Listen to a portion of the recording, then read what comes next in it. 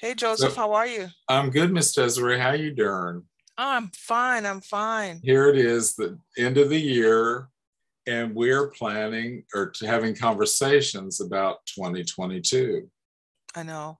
It's And like amazing. there's so much going on, so much changing, but I'm finding people are having to get back to basics. They're talking Mhm. about how they present themselves on the camera, on video. Um, I'm going to say the struggles. Unless you're willing to pay a production company to come in professionally shoot you, give you a script, Yeah, guess what? It's one thing to do a video, but are you organizing? What's the image that you're portraying? right, Are you right. drinking from a red Solo cup? Right. Yeah. So I'm thinking we need to first of all, get consistent, hmm what you were saying earlier. Yeah, we have to get consistent with what we're doing.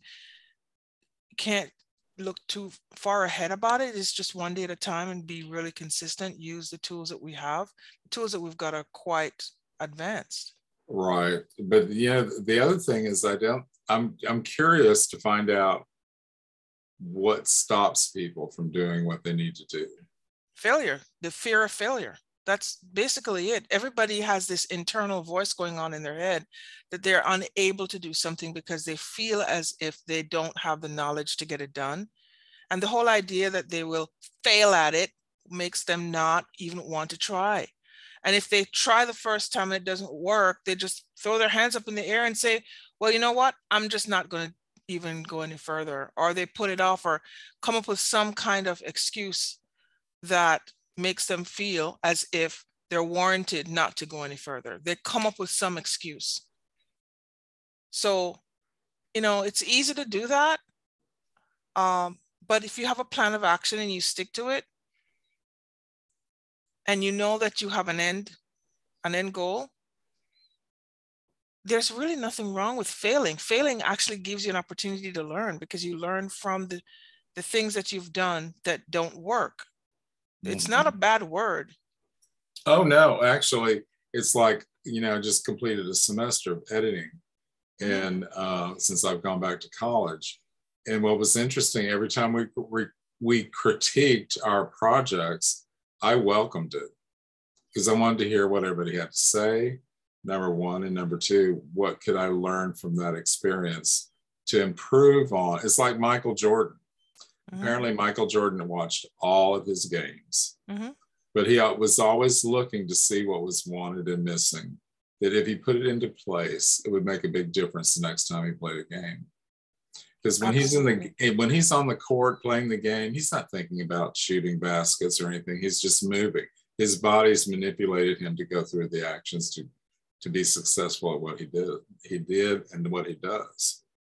Just have a structure, put a structure together. And it being uh let's see, you you I'm talking about this right now and I don't have any kind of script in front of me. I'm just being and I'm using the word authentic because what I'm saying is, I know that word, you're scratching your ear because that word is used very loosely, but I really am being authentic with when I'm speaking here because I'm speaking from the heart, right?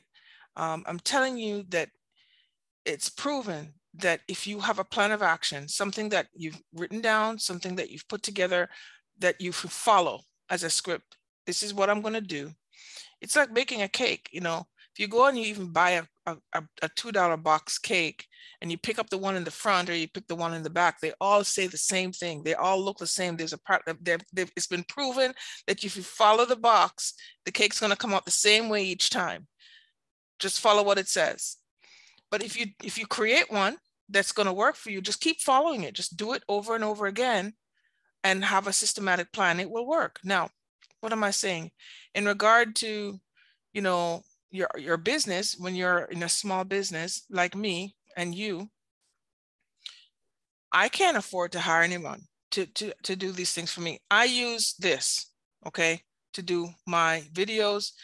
And, back in the day, 20 years ago when we were doing this, we were using our little video cameras, Right.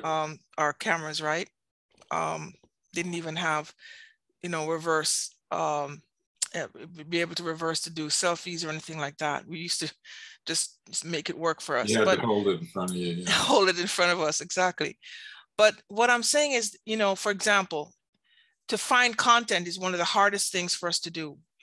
Unique content is the best way to create a good following. Is people want to see new information. They're not looking for repetitive data.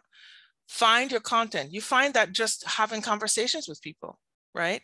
Listening, be in the listening to what your customers have to say, your clients have to say, your family has to say, your friends have to say. Listen. And when you listen, that will give you content. And it does not necessarily have to be in the industry that you're actually in. It could be in other areas that you're interested in, because no matter what, even if you say you are in the real estate industry, but you love to grow flowers, or you love to make jewelry, or you love to bake, or, you have a side hustle in another area. Those things are also interested to others that are going to be interested in you working with them in your specialty, which could be real estate, right? So anything that you talk about will pull people to you because they're like-minded. So you have to find the data first. Once you find that data, then don't try to remember it in your head. You're not going to. We can't remember everything. What you have to do is get it written down, record it, write it down, make notes of it somewhere, electronically write it down, or put it on in a nothing book. Just get a nothing book, a book, that has just like this, something that's empty, right? Make notes inside your nothing book, and that has resources that you can write in. You can create an Excel spreadsheet, something that will sync inside your phone. I use Google Keep as my way to record everything because I'm always having my phone with me. So I have one place where I just make my notes in Google Keep. And then you go to create, you start creating your assets that you're going to use on your social media platforms, whether it's going to be videos or podcasts or visuals that you're creating. Whatever it's going to be that you're going to be sharing on your social media platforms, you will create them using the data that you've actually made notes of. Then you distribute it. You should distribute it on those social media platforms. And then after you've distributed it, then you go back and you analyze them to see where you're getting your best interests, to know which ones are performing the best. So you'll know which ones you should be pushing more. And what age groups are looking at it, what's the best times for you to be posting. But it's really not that hard to do. It's just a matter of coming up with a systematic approach and being consistent. And all these platforms, you don't have to use them all, right? Use the ones you're feeling comfortable with. Use the ones that give you the best comfort. Nothing, I can't say just because I teach social media and help people learning it that I love it. Do I love social media? If any of you out there really think that I love social media, you are so wrong. I'm not like into this thing to the point like I get up in the morning and think, oh, I have to be on it all the time. No, I use social media because it's something that has to be integrated in my business, but it's not necessarily something that I have to do because it's innate inside my system and I must be a social media a user. It's a business tool, right? And it's also a way to communicate. But do I have a group where I can connect with family members? Absolutely. I have a private group out there where I use that to work with private members. But from a business standpoint, how can you not use social media? How can you not let your clients have an opportunity to see how you would represent them in a world where you can cast a wide net to help them to get the exposure that they need if that's where your business actually works? You need to use it, right? But that's also a way for you to expand your business. So yeah, Joseph, coming back to your question. Oh yeah, let's get why back do to people not use social media and video? Because they're fearful. Well, so if you could go back and take all you just said and put it in 2 sentences, what would you say? Because now I'm hearing I've got to learn Excel. what are platforms? I'm like, Mm-hmm. you're a technology coach. Technology is like you live and breathe through that. But I'm sitting here thinking, I've got to learn Excel. I've got all these platforms. I've got all this. So would you put what you just said in 2 sentences? The fear of failing is the hierarchy of why anyone does not utilize the social media tools, especially video. And I'm going to use video because video is the biggest asset out there to reach your audience. That's number one. Finding the right tools, recording, creating, distributing, and analyzing your data is all you need in order to overcome your fear. So I have to do what? Find your subjects. Okay. Make notes of those subjects. Got it. Create your assets, whether it's by video or it's by podcasts or visuals, whatever those things are. You'll distribute them. Oh, now I have to do podcast? You don't have to. If you want to. I'm not saying you have to. I'm giving you examples. So let's say, what is your creation going to be? Is it going to be an image? Is it going to be a podcast? Is it going to be a video? Right? Are you going to do a video? What are you creating? Are you going to be creating a landing page for somebody? For yourself? Page. Now I've got to create a landing page. You don't have to. You can do whatever you want. I'm going to quote you. There's still a flag flying, a red, white, and blue flag flying. You do whatever you want. For now, anyway.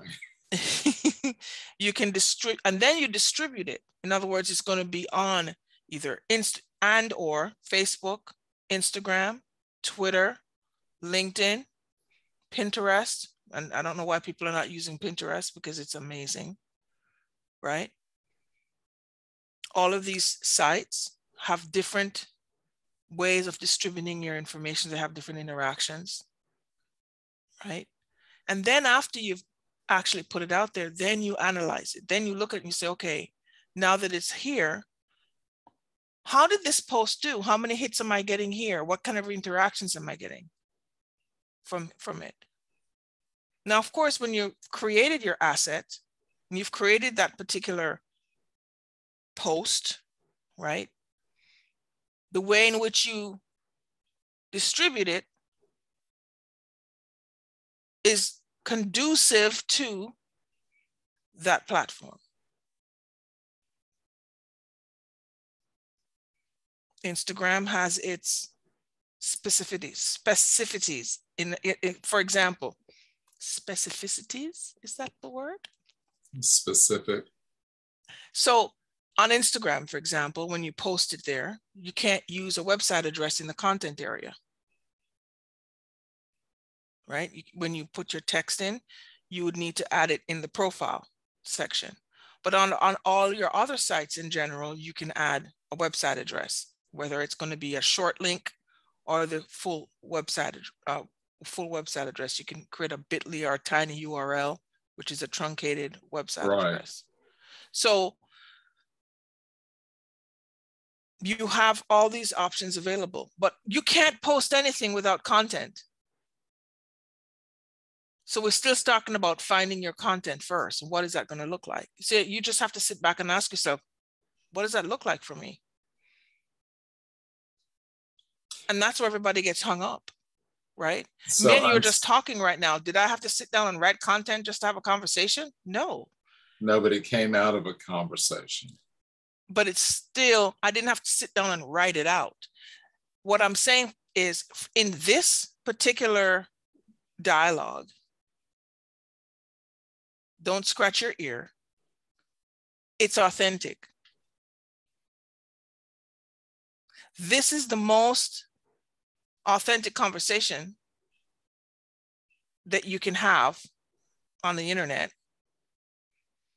This is the best type of video you can actually put out there if you're trying to attract people. Because no two are going to be the same. pick up your phone and get on video. Oh, but it sounds like to me, this is 2 months of once a week posting and educating people about what's possible. Why? Because not everybody has your background and not everybody has your expertise. I don't agree. I still need coaching. I still Listen, struggle I have with a finding coaching call content. this morning. I understand that, but a lot of people live in a world, they don't know what they don't know. Number one. And number two, because they don't know what they don't know, they make stuff up to overcompensate for they don't know what they don't know. And the secret is they don't know what they don't know, and that's really where they get hung up. Sure, but our job is to break them through that, Joseph. Yes, and there are two ways to do that. You can drink through a fire hydrant, or you can go to the kitchen sink and get a glass of water. Absolutely, I agree. But you have to get up and go get the glass of water. Absolutely. Absolutely. I know you're But you also have to be willing to be coachable to get it done. Yep. And willing to you're not going to get up and get that glass of water if you're not willing to be coachable. And also willing to do the work that it takes to get the job done. Absolutely. And with all the steps that I'm saying, finding the content is not the most difficult thing to do. It's in the listening. That's in the listening. It's not about your driving force. Finding content is not about making money. It's about in the listening. You have to be really open to hearing what those around you are saying, being able to be in the listening, not sharing what you have to say. You are not important. It's about hearing and listening to your clients because they have questions or they make comments and they don't even know they're saying something that is a question. You're hearing these things like, oh my gosh, they just said something that I really need to talk about. Well, I like that comment, and I'm going to elaborate on it a little bit, because the bottom line is your client has the roadmap to all the landmines. Absolutely. If you're not listening, you're going to go step on. Yes. And get blown up in the process. Absolutely. So I think we have a series of conversations to be had. I agree. But I never underestimate what my clients are able to do. Never underestimate. It's just a matter of unlocking that creativity, the potential that they have, and showing them what they know that they don't know that they know.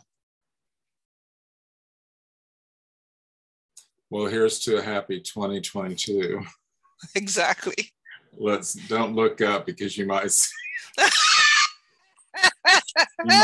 you might see something you don't want to right now. I know. Well, my dear, thank you so much for all this time. Oh, thank you, Joseph. I look forward to a great 2022. I look forward to it with you too. All right. Love you. I love you too. Bye, love. Bye-bye. Bye.